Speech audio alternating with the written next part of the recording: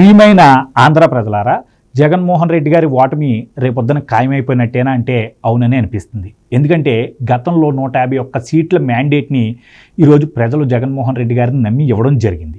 అయితే 151 మ్యాండేట్ ఇచ్చారంటే ప్రజలు జగన్మోహన్ రెడ్డి గారిని ఎంతో నమ్మారంటే మనం బాధ్యతాయుతంగా పరిపాలించాల్సిన అవసరం ఎంతగానో ఉంది.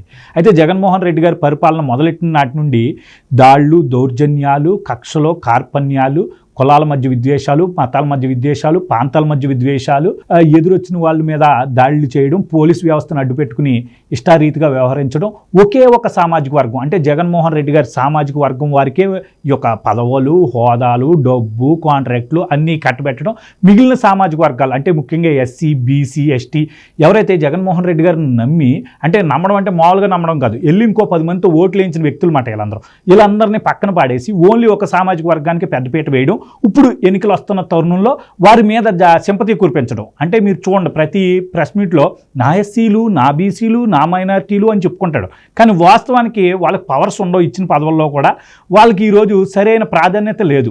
ఇష్టారీతిగా ఈరోజు దోపిడీని కూడా సెంట్రలైజ్ చేసేసాడు. సెంట్రలైజ్ అంటే మీరు అందరూ చూడండి, ఇసుక కానీ మద్యం కానీ గతంలో స్థానికంగా కొంతమంది బిడ్డింగ్ వేసుకుని వాళ్ళు తీసుకునేవారు. ఇసుక కూడా స్థానికంగా ఉన్నటువంటి కొంతమంది దాన్ని అమ్ముకుని కొంత సంపాదించుకునేవారు. సో సంపాదన స్థానికంగా కూడా ఉండేది, స్థానిక నేతల దగ్గర కూడా ఉండేది. ఇప్పుడు ఆ సంపాదన లేదు. ఈరోజు వాలంటీర్ వ్యవస్థ తీసుకొచ్చి పవర్స్ అనేవి ఎమ్మెల్యేలకు కానీ మినిస్టర్లకు కానీ మొత్తం తీసేయడం, ఈరోజు అధికారులను కూడా చాలా చులకన భావంతో ఈ వాలంటీర్లు ప్రవర్తించడం లాంటి అనేక అంశాలు ఈరోజు జగన్మోహన్ రెడ్డి గారి ఓటమికి కారణం కాబోతున్నాయి. అయితే ఈరోజు చెప్పబోయే ముఖ్యమైన విషయం ఏంటంటే ప్రజలారా, గతంలో జగన్మోహన్ రెడ్డి గారు ఎందుకు గెలిచారు అనే విషయాన్ని మనం స్పష్టంగా చర్చించుకోవాలి. ఎందుకంటే గతంలో మీరు అందరూ చూసినప్పుడు చంద్రబాబు నాయుడు గారు పరిపాలన బాగానే చేశాడే అని ఇప్పుడు అడిగినా మీరు అందరూ చాలామంది చెప్తారు. కానీ ఎందుకు ఓడిపోయాడంటే స్థానికంగా నేతలు తప్పులు చేయడం వల్ల ఓడిపోయాడు అని మరి కొంతమంది రీజన్స్ చెప్తూ ఉంటారు. అయితే నా ముఖ్యమైన కారణం ఏంటంటే నా సైడ్ నుంచి గతంలో చంద్రబాబు నాయుడు గారు ఓటమికి మీరు చూసుకుంటే ఎవరైతే ఈరోజు ఆశా వర్కర్లు రోడ్డు మీదకి వచ్చి ధర్నా చేస్తున్నారో, ఈ యొక్క అంగన్వాడీలు రోడ్డు మీదకి వచ్చి ధర్నా చేస్తున్నారో, ఆర్టీసీ కార్మికులు రోడ్డు మీదకి వచ్చి ధర్నా చేస్తున్నారో, ఈ యొక్క టీచర్లు రోడ్డు మీదకి వచ్చి ధర్నా చేస్తున్నారో, వీళ్ళందరినీ చంద్రబాబు నాయుడు చాలా బాగా చూసుకున్నాడు. ఫర్ ఎగ్జాంపుల్ మీరు టీచర్లను చూసుకున్నారనుకోండి, 43% ఫిట్మెంట్ ఇచ్చాడు ఆ రోజు, తెలంగాణతో సమానంగా ఇచ్చాడు ఆ రోజు. సో ఉద్యోగుల్ని చాలా బాగా చూసుకున్నాడు. కానీ ఇక్కడ జగన్మోహన్ రెడ్డి గారు వచ్చి ఏం చేశాడంటే, మేము అంతకన్నా అద్భుతంగా మిమ్మల్ని చూసుకుంటానని చెప్పి వీళ్ళకి ఆశ చూపించాడనమాట. సో ఇక్కడ ఉద్యోగులు బాగానే ఉన్నాం కదా అనే ఒక కోణాన్ని మర్చిపోయి ఇంకా ఏదో ఇస్తాడనే కోణంలోకి వెళ్ళిపోయారు. ఇక్కడ మరొక విషయం ఏంటంటే, మనందరం అంగన్వాడీలకి 4,500 జీతం ఉండేదండి, అది 10,500 చంద్రబాబు నాయుడు చేశాడు. కానీ జగన్మోహన్ రెడ్డి ఇంకొక 3,000 5,000 ఎంతో పెంచుతానని ఆ యొక్క ఎన్నికల మేనిఫెస్టోలో పెట్టడం, హామీలు ఇవ్వడం, రోడ్ల మీద తిరుగుతూ చేయడంతో అంగన్వాడీలు కూడా పాపం చంద్రబాబు నాయుడు గారు 150% దాకా పెంచాడు ఈరోజు మన జీతాలన్నీ మర్చిపోయి వారు జగన్మోహన్ రెడ్డి గారికి ఓటేయడం జరిగింది.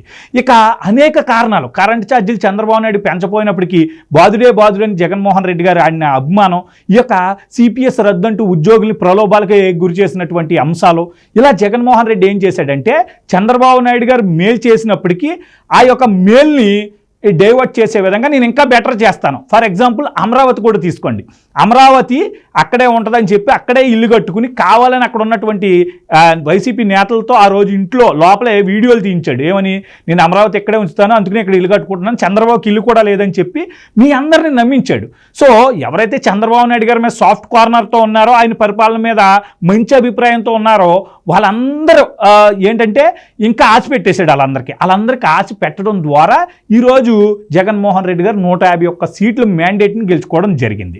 సో ఇక్కడ ప్రజలు ఏం చేశారంటే ఒక్క అవకాశం అనే ఒక పాయింట్ని సింపతిగా తీసుకుని రాజశేఖర రెడ్డి గారిని కూడా ఒక కోణంలో చూసి ఈరోజు జగన్మోహన్ రెడ్డి గారు కానీ రాజశేఖర రెడ్డి గారు కానీ గతంలో జరిగినటువంటి అవినీతిని అంతా పక్కన పెట్టేసి ఇంకా ఏదో చేస్తానంటున్నాడు, పాపం కుర్రోడు ఒక అవకాశం అడుగుతున్నాడు అని చెప్పి మోజుతో ఓటేసేసారు. ఇప్పుడు ఏదైతే జగన్మోహన్ రెడ్డి గారు గెలిచిన తర్వాత ఆయన సౌమ్యంగా శాంతియుతంగా చాలా నీట్గా పరిపాలన సాగించుకుని ఉంటే సరిపోయేది. ఎందుకంటే ఆయనకి లేని డబ్బా మనమే చూసాం. గతంలో జగన్మోహన్ రెడ్డి గారు ఈ యొక్క రెడ్లు కొంతమందిని పార్టీలోకి ఆహ్వానించే క్రమంలో మా నాన్న 50,000 కోట్ల దాకా ఆస్తి ఇచ్చాడన్నా, నాకు ఇంకా డబ్బు మీద ఆశ లేదు, మీరు నన్ను గెలిపిస్తే మంచి పరిపాలన ఇస్తాను, మన పరువును నిలబెడతానని ఏదైతే ఆయన చెప్పాడో ఈరోజు రెడ్డి అంటే ఒక దోపిడీదారి అనే విధంగా జగన్మోహన్ రెడ్డి గారు మార్చేశాడు. అంటే ఎన్నికల ముందేమో నాకు డబ్బు మీద యావలేదని చెప్పి ఈరోజు విపరీతమైన దోపిడీ చేస్తూ విపరీతంగా దోచేసుకుంటున్నాడు. పోనీ దోచుకోవడంలో కూడా స్పెసిఫిక్గా ఒక 5-6 మందికే ఆ దోపిడీ అనేదాన్ని చేసి పెడుతున్నాడు, మిగిలిన అందరినీ ఇగ్నోర్ చేసేసాడు. పాలనా పరంగా ఫెయిల్ అయ్యాడు, ఈరోజు క్యాపిటల్ పరంగా ఫెయిల్ అయ్యాడు. గతంలో స్పెషల్ స్టేటస్ అంటూ చాలామంది రోడ్ల మీదకి వచ్చేసారు, మీరు అందరికి గుర్తుండే ప్రజలు. సో ఆ రోడ్డు మీదకి వచ్చేసినటువంటి ప్రజానీకం చంద్రబాబు నాయుడు గారి మీద విపరీతమైన యాంటీ ఒత్తిడికి తీసుకొచ్చేసారు, అంటే ప్రభుత్వం మీద వ్యతిరేకతను తీసుకొచ్చేసారు. ఇప్పుడు ఈయన చాలా సక్రమంగా చేసుకోవచ్చు పరిపాలన, కానీ ఈయన ఏం చేశాడు, రావడం అణచివేత. అప్పుడు ఆ ప్రజావేదిక కూల్చడం దగ్గర నుంచి మొదలయ్యి ఇతను అనేక వర్గాలు ఏదైతే ఇతను హామీ ఇచ్చాడో గతంలో ఎన్నికల్లో మొత్తం ప్రచారం చేస్తున్నప్పుడు బహిరంగ సభల్లో కానీ ఆ యొక్క ప్రెస్ మీట్లలో కానీ నేను మీ వెనకాల ఉన్నాను, మీ వెనకాల చూసుకుంటానని ఏదైతే చెప్పాడో అవన్నీ విస్మరించాడు. ఇప్పుడు సిపిఎస్ రద్దు అన్నాడో అది చేయలే, ఈ యొక్క న్యాయవాదులకు 100 కోట్లతో వెల్ఫేర్ ఫండ్ ఇస్తానన్నాడు అది లేదు, పోలీసు వారికి వారాంతపు సెలవులు అన్నాడు అది లేదు, సిపిఎస్ రద్దు అన్నాడు, ఉచిత మోటార్లు వేస్తానని చెప్పాడు, 2.5 లక్షల ఉద్యోగాలు భర్తీ చేస్తానన్నాడు, పేదలకు 30 లక్షలు ఇల్లు కట్టిస్తానన్నాడు.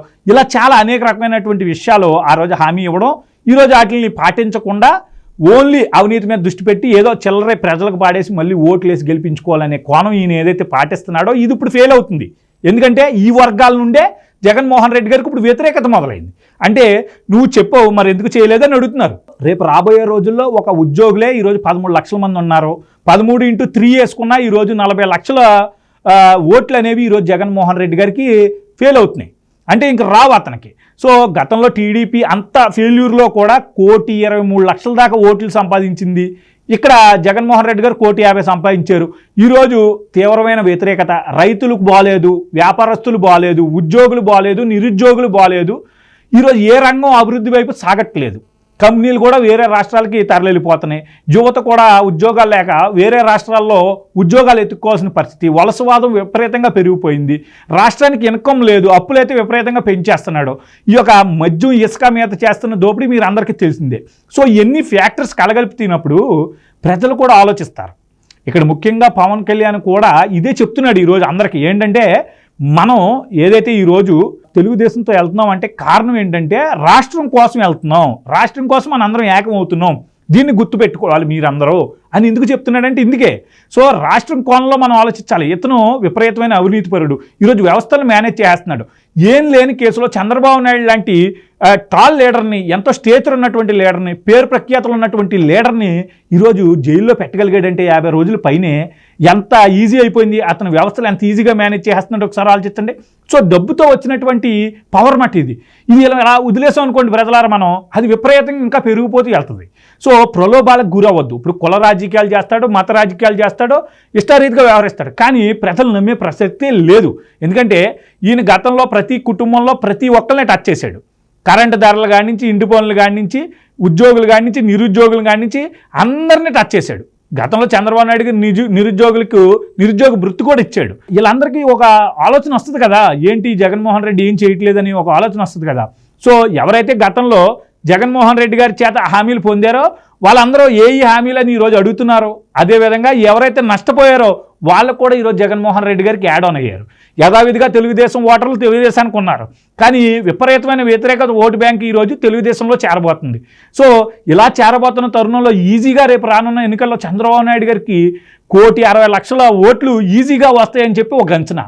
జగన్మోహన్ రెడ్డి గారు ఓటమైతే ఇంకా తప్పదు. ఎందుకంటే అతను ఇచ్చిన ఈ యొక్క వర్గాలకి హామీలు అన్ని వర్గాలకి ఇచ్చాడు, మనం ఏ వర్గాన్ని వదలలేదు.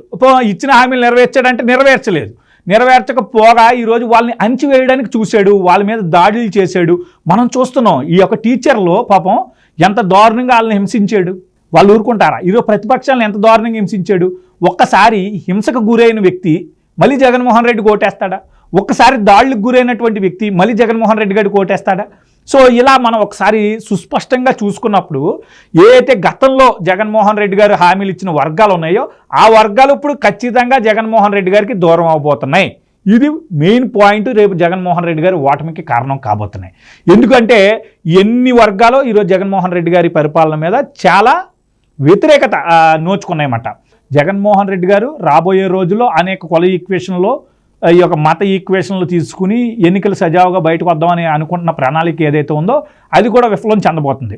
సో ఆయన అనేక ప్రయత్నాలు చేస్తున్నాడు. ఈ దొంగోట్లు చూసాం మనం, ఇప్పుడు అవినాష్ రెడ్డి గారికి సీట్ తీసేసి ఆ ఎంపీ స్థానాల్లో భాషని ఇంకొక అతను పెట్టడం, అంటే వేరే సామాజిక వర్గం వాళ్ళని రాష్ట్రం అంతా పెట్టేసి ఎమ్మెల్యేలు గానో ఎంపీలు గానో పెట్టేసి ఈక్వేషన్, క్యాస్ట్ ఈక్వేషన్, పలానా ఏరియాలో పలానా కులం వారు అన్నారు అనుకోండి ఎక్కువ, అతను పెట్టేస్తారు. అతను పెట్టేస్తే వాళ్ళ కులం వారు అందరూ అతనికి వేసేస్తారో ఆటోమేటిక్గా రేపు రాబోయే ఎన్నికల్లో మళ్ళీ గెలిచిన తర్వాత యథావిధిగానే ఈరోజు ఎవరైతే బీసీ, ఎస్సీ, ఎస్టీ మైనార్టీలు ఎవరైతే మన గుప్పెట్లో ఉన్నారో, మన కాలుకని చెప్పులే ఉన్నారో, వాళ్ళ కుర్చీ కనీసం టేబుల్ కూడా ఉండదు, వాళ్ళకు ఒక గౌరవం ఉండదు, డబ్బులు వచ్చే పదవి ఒకటి ఇవ్వం కదా. సో రేపు కూడా అదే పందాలో సాగిస్తాడన్నమాట పరిపాలన. ఇప్పుడు పేరుకి బీసీ, ఎస్సీ, ఎస్టీలను వాడుకుని ఎన్నికల్లో గెలవాలనే కోణంలో వస్తున్నాడు. అయితే అది కూడా సక్సెస్ అవ్వదనే చెప్తున్నా, ఎందుకంటే వ్యతిరేకత నోచుకున్నటువంటి వర్గాలు ఎక్కువైపోయినాయి జగన్మోహన్ రెడ్డి గారి మీద. ఈరోజు పోలీసు వ్యవస్థ మీద కూడా గౌరవం తగ్గిపోయింది. పాపం వాళ్ళకి వారంతా సెలవులు ఇవ్వకపోగా ప్రతి అడ్డమైన విషయాల్లో వాళ్ళని వాడుకోవడం. అదిగో ఆ పక్కన ఎక్కడో రాష్ట్రంలో ఎవడో సోషల్ మీడియా ఏదో పోస్ట్ పెడతాడు, వెళ్ళి ఆయన బట్టిరా అంటాం. ఇప్పుడు సిఐడి వాళ్ళే స్వయంగా చిన్న చిన్న వాటిని కూడా అతిగా ఇన్వాల్వ్ అయిపోయి వెళ్ళి అత్యుత్సాహం ప్రదర్శించడం. ఇంకా తప్పట్లేదు పోలీసుల్లో ఏంటంటే వాళ్ళకి సంబంధించినటువంటి వ్యక్తులు, అనుయాయులను పెట్టేసుకుని ఈరోజు ఆ వ్యవస్థను కూడా ఇష్టారీతిగా వాడుతున్నాడు. ఈరోజు అధికారుల దగ్గర నుండి సొంత పార్టీ కేడర్లోనే ఈరోజు ఒక రకమైనటువంటి నిరాశ, నిస్పృహలో పార్టీ నడుస్తున్న తరుణంలో గ్రూపు తగాదాలో అదనంగా ఇక పార్టీ మళ్ళీ ఎందుకు ఓటేయాలని వీళ్ళే అడగలేరు. ఎందుకు ఓటేస్తాం, నువ్వేం హామీ ఇచ్చో, ఏమేమి చేసో అంటే ఈరోజు స్పెషల్ స్టేటస్ ఏది, రాష్ట్రానికి రాజధాని ఏది, 3 రాజధాని 3 ముక్కలు ఆట ఆడతావా? రాయలసీమ వాసులు నిన్ను ఎంతో నమ్మి ఓటేస్తే నువ్వేం చేసావు? 52 స్థానాల్లో 49 స్థానాలు ఇచ్చారు రాయలసీమ ప్రజానికం. మరి నువ్వేం చేసావు ఈరోజు? సో ప్రజలు ఇవన్నీ అబ్జర్వ్ చేస్తున్నారు. రాబోయే ఎన్నికల్లో భయంకరమైనటువంటి ఓటమిని జగన్మోహన్ రెడ్డి చూడబోతున్నాడని చెప్పడంలో నాకు మరో ఆలోచన లేదు. సో మీ అందరు శ్రేయోభిలాషి సుబ్బు.